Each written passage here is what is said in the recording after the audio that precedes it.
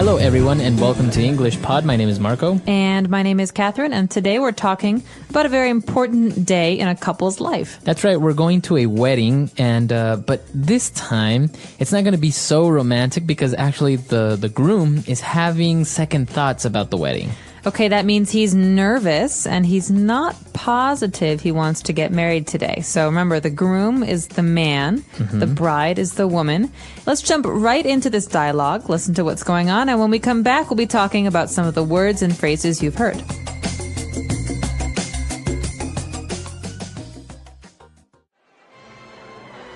Man, I'm freaking out. You gotta help me. Whoa, take it easy, relax. Jeez, you're sweating like a pig. What's going on? I can't go through with this. I just can't. I'm not ready for marriage. What was I thinking? I'm only 35 years old. I've got my entire life ahead of me. Adventure's waiting. I can't settle down yet. What are you talking about?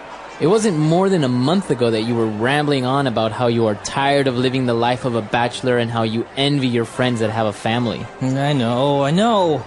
Let's think this through. First of all, you cannot leave Amy at the altar. Not only will she be humiliated and kill you, but she is the woman that you love and the woman of your dreams. Why would you want to end that or jeopardize it like this? Second of all, you were just getting cold feet. You know deep down inside that you'd want to marry her. So cut the crap and do it. You're right. I'm being crazy. Okay, I'm ready. Let's do this. Great. Whew.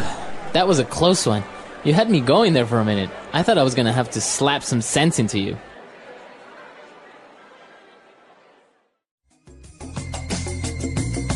All right, we're back. So he almost didn't get married, but luckily you have a good friend to help you out. Exactly. So this friend really saved the day, made sure that the groom didn't get too nervous, and had some really positive words. So let's take a listen to some of these marriage words in today's language takeaway.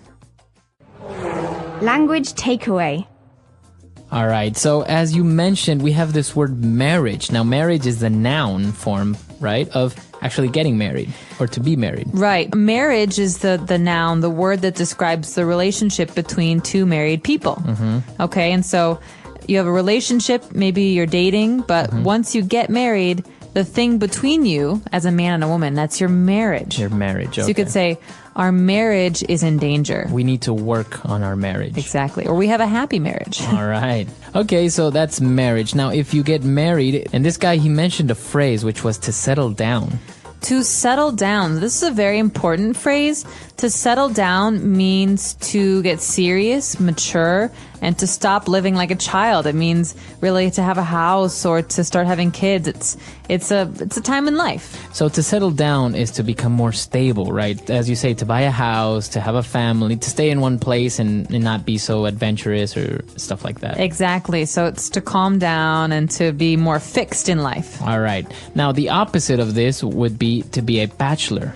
Right. So bachelor is a single man, someone who's not married. And you often hear this term when we talk about apartments. So bachelor pad is an apartment that's specific to a single man. Usually there's lots of video games and a fancy TV and a pool table. Yeah. Exactly. All right. So bachelor, we had a lesson about this called bachelor party. Right. Which is a party for a man right before he gets married. Okay. And bachelor is a special word for a man who's not yet married. Okay. Very good. And now as they were talking about not getting married, he said that you can't leave Amy at the altar. So you often hear this in movies, she got left at the altar, or you can't leave her at the altar. This word altar is actually religious. Altar is the table in a church where the priest does all of his work. Right. All right, so an altar is a special religious table. So usually two people will stand in front of an altar and get married, right, with the priest who is doing his thing there. Exactly. He says, do you, Joe, take Samantha to be your bride, blah, blah, blah. So that happens at a special place called the altar. Okay, very good. It's also common in the normal mass, like on Sundays. Right. Okay. And for the last word or phrase today, it's to get cold feet. You're just getting cold feet. Okay, so this is a very funny phrase in English because it doesn't actually mean that your cold. feet are cold, right? So cold feet means you're nervous about something. You might change your mind. Okay. Okay, so people often talk about men and women getting cold feet before a wedding. But you can also relate it to any other situation, not only getting married, right? Yeah, for example, I'm going to go jump out of an airplane tomorrow. Okay, fast forward tomorrow. Oh no, I have cold feet. I don't think I want to jump out of an airplane. Okay, so that's to get cold feet, to have second thoughts or doubts about actually doing something. Exactly, cold feet. All right, so why don't we listen to our dialogue again? Let's keep a lookout for all of these words, and we'll be back in a little bit. Man, I'm freaking out. You gotta help me. Whoa, take it easy, relax. Jeez, you're sweating like a pig. What's going on? I can't go through with this. I just can't. I'm not ready for marriage. What was I thinking? I'm only 35 years old. I've got my entire life ahead of me. Adventure's waiting. I can't settle down yet. What are you talking about? It wasn't more than a month ago that you were rambling on about how you are tired of living the life of a bachelor and how you envy your friends that have a family. I know. Let's think this through. First of all, you cannot leave Amy at the altar. Not only will she be humiliated and kill you, but she is the woman that you love and the woman of your dreams. Why would you want to end that or jeopardize it like this? Second of all, you were just getting cold feet. You know deep down inside that you'd want to marry her. So cut the crap and do it. You're right. I'm being crazy. Okay, I'm ready. Let's do this. Great. Whew, that was a close one. You had me going there for a minute. I thought I was going to have to slap some sense into you. All right, we're back. So now why don't we take a look at 4 key phrases that we found in this dialogue on Fluency Builder. Fluency Builder. This first one is a really great phrase because it's very, it's easy to picture this, what we're describing. Sweating like a pig. To sweat like a pig. Okay, you're sweating like a pig. All right, this is a way to say that someone is sweating a lot. A lot. Okay, and it's really gross or disgusting. Now, do pigs actually sweat? I don't know if pigs actually sweat, but you imagine someone smells bad and they have, sweat on their face and their back and their arms. All right, well, sometimes don't you say you're sweating like a dog? You could also say that. I guess we like animals in English, but this is just a really great way to say that someone is really sweaty. All right. And, well, he was sweating and he was really nervous because he said, I can't go through with this. What does he mean, go through with this? With what?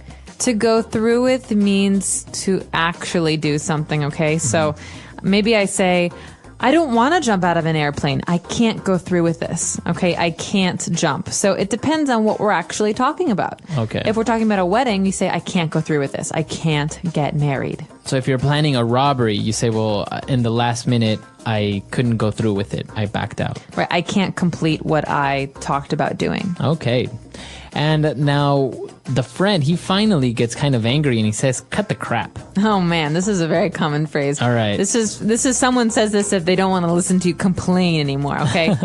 Marco, cut the crap, okay? I don't want to hear your excuses. I don't want to hear your complaints. I want to just hear solutions, ideas, positive things. So to cut the crap is no more complaints, no more excuses, or no more talking nonsense. Exactly. And this is common among teachers and, well, parents. Yeah.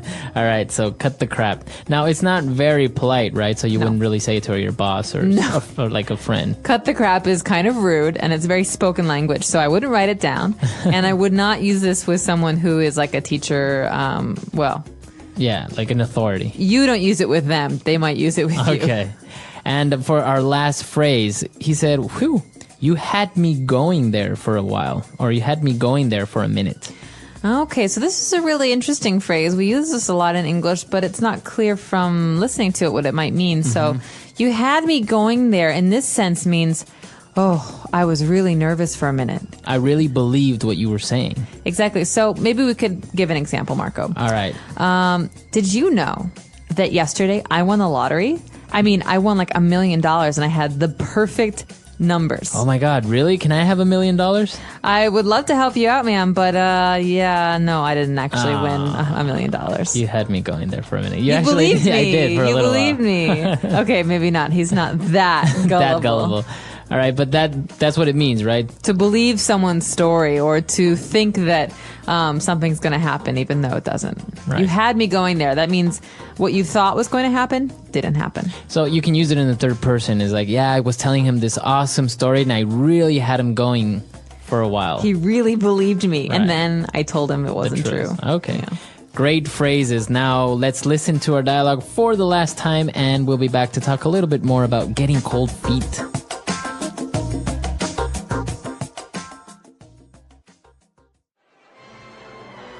Man, I'm freaking out. You gotta help me. Whoa, take it easy. Relax. Jeez, you're sweating like a pig. What's going on? I can't go through with this. I just can't. I'm not ready for marriage. What was I thinking? I'm only 35 years old. I've got my entire life ahead of me. Adventure's waiting. I can't settle down yet. What are you talking about? It wasn't more than a month ago that you were rambling on about how you are tired of living the life of a bachelor and how you envy your friends that have a family. I know. Let's think this through. First of all, you cannot leave Amy at the altar. Not only will she be humiliated and kill you, but she is the woman that you love and the woman of your dreams. Why would you want to end that or jeopardize it like this? Second of all, you were just getting cold feet. You know deep down inside that you'd want to marry her. So cut the crap and do it. You're right. I'm being crazy. Okay, I'm ready. Let's do this. Great. Whew. That was a close one. You had me going there for a minute. I thought I was going to have to slap some sense into you.